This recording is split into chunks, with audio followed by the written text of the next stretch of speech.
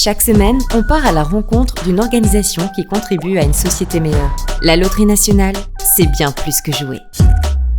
Dans ma famille, on écoute de la musique classique depuis que je suis toute petite. J'ai été bercée par la musique classique par mes grands-parents déjà. Mon nom est Marie Van der Elst. Je suis secrétaire générale faisant fonction au concours Reine-Elisabeth. C'est un concours qui bénéficie d'une énorme renommée internationale. Pour organiser une édition, prenons celle de violoncelle qui a lieu en ce moment en 2026, il faut se dire qu'on commence à l'organiser à peu près 3 ans avant.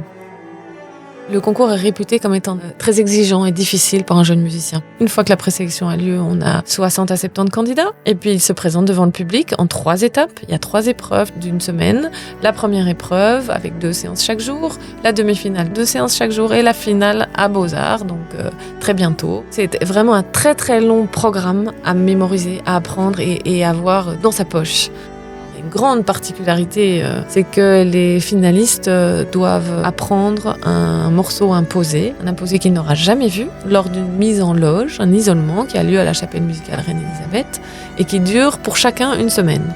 Pour leur carrière, c'est déjà une réalisation très importante pour eux. Et on peut aussi octroyer une récompense aux lauréats qui ne font pas partie du classement grâce au soutien des joueurs de la Loterie Nationale.